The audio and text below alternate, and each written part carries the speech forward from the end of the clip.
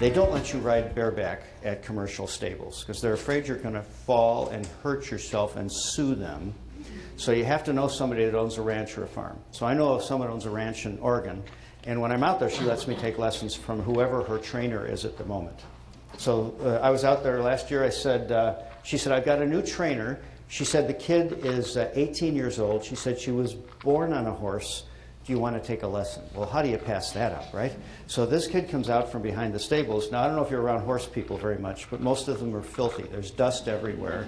She was even wearing tennis shoes. I mean, what's that all about? I was wearing my brand new cowboy boots, you know? So she puts me up on this horse, no pad, and she said, instead of a bit in the horse's mouth, let's use a little halter around the muzzle. It's a little more gentle, and she said it's a little bit more of a natural ride. Now, the halter she gave me had the diameter of dental floss, so there was nothing between me and this horse. I said, is the horse even going to feel this? She said, Kevin, you're on top of an 1,800-pound animal that can feel a fly on its butt. She said, it's going to feel anything you do. And I thought, well, okay. So she tells me what to do with my legs, my ankles, my thighs, gets me all situated, kind of gets my posture ready, and she said, let's go. We did a little walking, a little trotting. We did a slight canter. I was pretty proud of myself. Because I had already seen her go around the ring. And she's a terrific horsewoman. I mean, she was really amazing. And as I looked at her, I thought to myself, yeah, that is me in an hour. So it's a little more difficult, though, to do it. So we're going around the ring with me on the horse. And every once in a while, I mean, everything was great. But every once in a while, I lost my center of gravity. You know, your core, that thing down there. So I lost my center of gravity, and I didn't fall off, but I kind of leaned off to the right. Every time I did that, the horse did this. They walked over to their little friends and said, well, I think I'll go over here and talk to my little horse friends, right? So then I lost total control of the horse. Then I have to use the halter to get him back, the dental floss. And the third time I did it, the trainer says, what are you doing? I said, well, I'm checking my legs, my ankles, my thighs like you told me to. She said, no. She said, all that takes care of itself. She said, you have one job, and one job only, and that is to look through the ears of the horse and to figure out where you're going. She said, if you know where you're going, the horse will go exactly where you want it to go. And I thought at that moment, blindness education, right? Yeah, so think about it. If you are clear about where you're going, don't your people follow you? Don't they look at you like you know what you're talking about? I mean, it's kind of amazing. Even when you just graduated from like school, right? People act like you know stuff.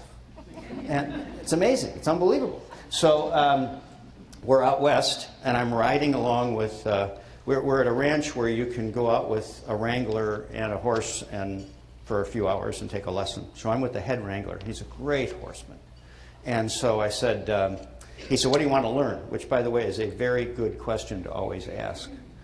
Maybe even each time we encounter not just our students at any age, but also the people they live with. What do you want to learn today? It's very interesting because life changes for them week to week. So I said, well, I want to know how the transitions from, you know, like walking to trotting to, you know, the canter and the gallop and stuff. He said, oh, yeah. I said, let's start doing that right now. He said, start moving your hips in unison to the horse right now. Then when the transition comes, you'll already be in movement with the horse. And I thought, that's kind of cool. So I started doing that. He said, and then he looked at me and he said, Kevin, you're not riding on a horse. You're riding with the horse. Huh. So then we got to a pasture where there was a bunch of cattle. Now, I'm from Chicago. We don't have too many cattle in Chicago anymore. So I thought, this is kind of cool. Look at them, nice. He said, they're not supposed to be in that pasture. Do you want to help me move them? And I said, when do you get a chance to do that? I said, oh, yeah. So I did what I'm sure a lot of you would have done. I took my hat off and started waving it in the air, kicking the horse, yelling and screaming. And he said, Kevin, he said, the fastest way to move cattle is slow. He said, you don't want to scare them. I said, really? He said, oh, yeah. He said, if you scare them, he said, they go everywhere. Have you ever noticed that sometimes when we go too fast, people are left behind?